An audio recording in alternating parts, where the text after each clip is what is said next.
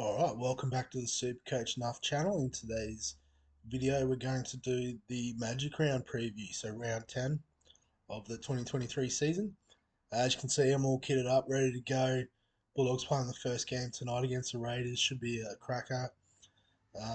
Then Broncos Manly, so I've got the family coming, or some of the family coming down. My sister's a Broncos supporter, so yeah, it'll be good to spend some time with the family at the footy and good night out, hopefully. But also, I guess having the extra day has worked out well. Sort of on the way back up from my illness over the last couple of days. So apologies if the stock market video wasn't flash, but just trying to get the info out there for everyone. So as usual with the previews, we'll try to quickly go through the trades. And you can see from the most popular trades that there's a bit of a theme there. So traded out, most popular, Reece Walsh, and particularly when you look at who's been traded in for him, I think that's fair enough. Tommy Turbo, again, you haven't got the value there, but if you can go down to Buller, that's probably a decent trade. Nathan Cleary, so I think a few people may be getting off thinking about Origin coming up. He'll dip in price. You can get him cheaper later, but I think the games in between his scoring will still, outproduce most halfbacks. So I'm going to hold through the Origin period. You only need best 13 in those bye weeks anyway, so we can afford to go without a halfback for 3 weeks, I think. Taruva, so yeah, popular trade out option. If you can downgrade to, Max Fine early, maybe going to a Jared Croker, there's not that much value in it. But yeah, if you can go up as well, that's also a good option. Excuse me. Josh Schuster, so I think a lot of people sideways in him to Peachy. Not the worst idea if you can sort of afford the trades. But I think if you've got another way to get Peachy in, that's probably the better way to go. If you're upgrading Schuster all the way to like a gun 5'8", that would be decent as well. Isaiah Katoa, so again, not sure who you're upgrading to. Maybe it's getting out of him, swinging Schuster to get Peachy in. But I probably wouldn't have had him as the first one on the chopping block. Tyrell Sloan, so he's one I had toyed with trading out. So, you know, he's every chance of not making his break even this week. He's made, another 47k, made 212. So I know I got on him about 290 or something. So that sounds about right for the season. Yeah, so, definitely worth a look. Will Warbrick, so again, if you want to trade him out, you can upgrade, downgrade, that's fine. Eli Katoa, so I think maybe people looking at the break even, they're not playing around 13, so it's not the worst shout, but I think he's going to be a really handy pot option for those that hang on.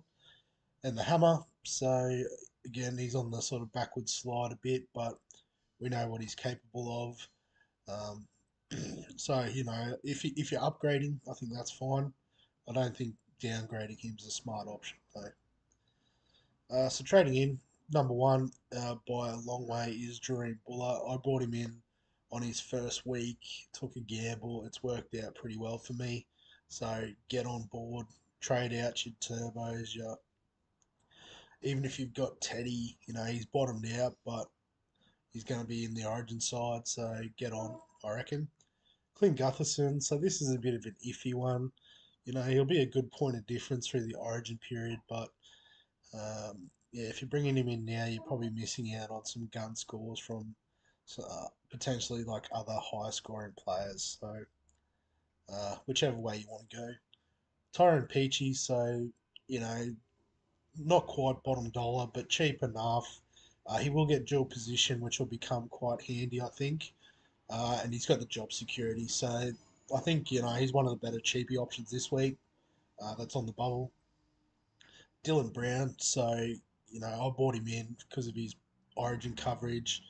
The fact he won't be playing Origin, and I guess maybe behind Cody Walker now and Munster, he is the sort of third best option there at the position. So, um, yeah, bring him in. You can play him as number 158. If you've got him as a second with Munster or Cody Walker, you're absolutely cheering, I think. Corey Horsburgh, so this is an interesting one. He's on the fringes of the Origin team, so um, looks like he's made a lot of money too. So I've obviously not paid attention to him. Break even of 3, maybe that's why people are fond of him. So got a 98. What did he get? 2 tries, got a try assist, and a heap of offloads. So then, don't know if that would continue necessarily. Um, yeah, so you can take the gamble if you want. He's at the right sort of price. Um, but yeah, I don't see the long term upside there. Mitchell Moses, so I guess, him and Gutherson you can always put in the same category. Um, they'll score you points over Origin, but you're probably going to miss out on points to the big guns that are a little bit more up in price. So yeah, I guess if you haven't got the money, fair enough. If you do, I'd recommend going up and taking the hit over Origin. Max Fiano, so going early this week, it's fair enough if you need the money. Um, Ideally, you leave him to next week. So if you can, I'd swing Tyron Peachy first, then Fiano. But again, it depends on your team structure and how it sits. Nico Hines, this is a confusing one.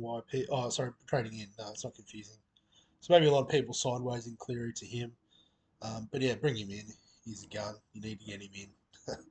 Jermaine Hopgood, so a few people getting back into him, and I can see why. I think I'm just going to hold and wait and see where he fits into the Origin squad before I commit to that. Um, but I think, yeah, good buy if you did what I did and traded him out earlier. And Lemuelu, so, potentially chat of chasing points, but also he offers that stable base. So, you want to have those high scoring centre wing options, but it is useful sometimes to just have that one rock solid score to sort of even things out when it doesn't go your way on any given week. Quick look at the captaincy as well. All coaches, most popular captain. So Nico Hines is the most popular option. Nathan Cleary is the second. So obviously, whoever's sort of starting in that position is going to be the front runner. Latrell Mitchell, 4%. So I guess against Melbourne, you'd traditionally question that call, but Melbourne haven't quite been where where you expect them to be. And then after that, we're getting to the real pot options, but a lot of the usual suspects: Payne Haas, Reece Walsh, Teddy, Grant, Munster, Fafita, Turbo, Mitchell Moses, Joey Manu, interesting.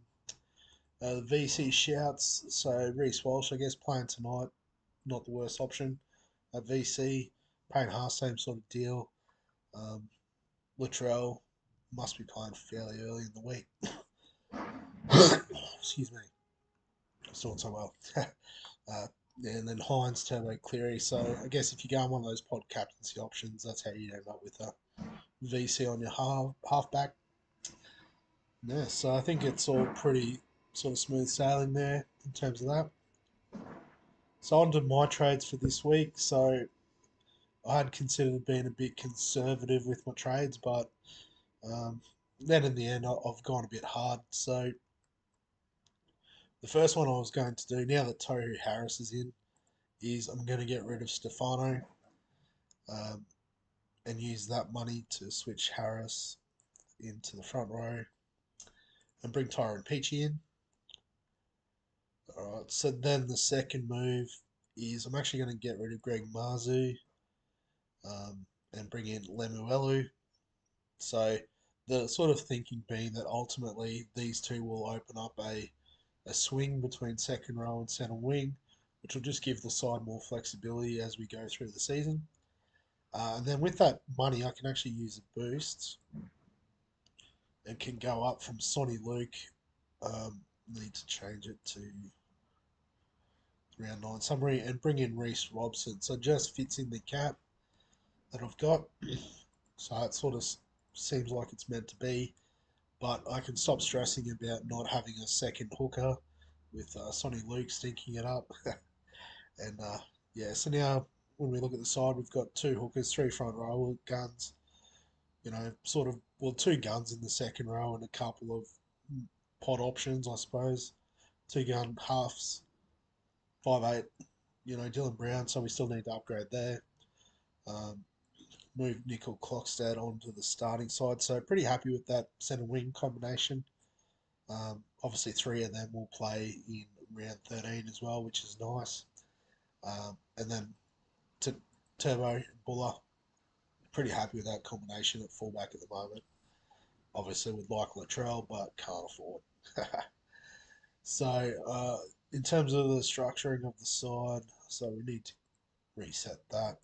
So, obviously, Grant, Haas, Preston, Cleary are the obvious bench options. It means I don't get to play Buller, but we'll cop that. I think these are the obvious choices to play in the 17. So now we just do a little switcheroo. Obviously, Preston plays first, so Feeder doesn't play until Sunday, so he'll have to go on the bench. Haas plays first, and so does Tarpany, so Tohu's on the bench. I'm going to stick with Hines as captain, so we'll leave that as is, and the rest is set and forget. So then we just need a vice captain out of the first sort of three options, and we don't have Cleary. So I think it's got to be Turbo. He's always the one that has that opportunity to go massive. Yeah, so that's how the team will line up for this week. Just a quick summary of the NRL fantasy side. So I won't do the trades, I'll just show you them. Essentially, it's just correcting a few of these cheapies. So Sonny Luke out for Gajeski. You can see that's pretty much the same price. Crossland out, I think he's peaked in price, so happy to swap him for Wirram and Greg. Seems to be a decent sort of option there in the middle. And Jonah Pezzett, I figured he's probably only going to get one more game, assuming Munster's fit and healthy for the rest of the season. So we can get a bit of money out of Cody Nikorima. Got a nice break even. We'll play round 13, you'd assume.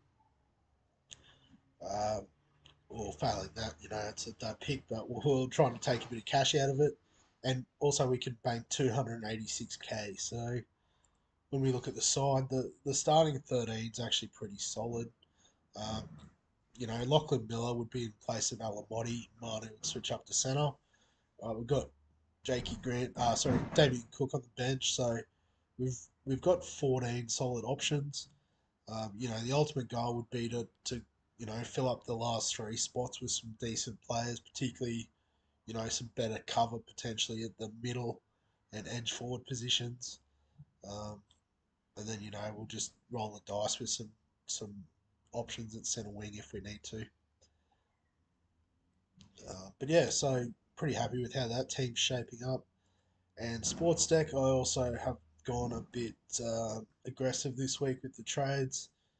So traded out Big Isaac, Val Holmes, Taruva, and managed to be able to bring in Hopgood, Lemuelu, and Garrick. So I feel like, maybe other than Holmes as a potential keeper, I've gone from one keeper to three keepers. Cancel that.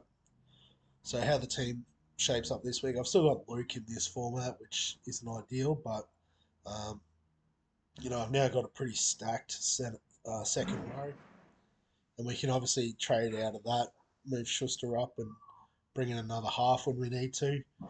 Um, and the back line's pretty solid. Obviously, we've got Kalen Ponga as well that could slip in for one of these guys. Don't quite have the centre wing swing like we used to, but we can probably resolve that in the near future, I think, also.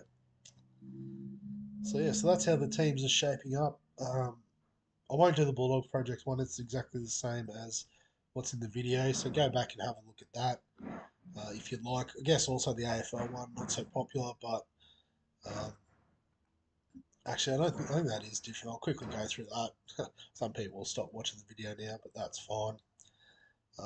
But yeah, so what I ended up doing, just do the changes. So ended up going with the Angwin and Steel trade-ins for Radicalia and Green. So still got, excuse me, 30k in the bank. But also now you can see that we've basically got all the rookies off. The only rookie left, I suppose, Ashcroft and Chandler, and as you can see, they're averaging 80, so we're not stressed about them. I guess our lowest average there is 80 as you look across the board. Still got Chincotta, he'll make some cash. Jimmy, we can cash out of as we need to. Samson Ryan's still making some cash. I was talking about bringing Teakle in, but we'll keep riding the wave with him. And I guess Mitchell or Angwin can provide cover at the moment if required in the forward line. So not doing too bad compared to some other teams in that format. But yeah, as I said, we'll wrap things up there. Get ready for the Magic Round. If you have any sort of thoughts or suggestions on what you would do, feel free. Any last minute questions on trades, feel free. I'll try to get to them, but might be after tonight's games. But yeah, like the video, subscribe to the channel if you're enjoying all that other obligatory YouTube chat. And other than that, I'll catch you in the next one.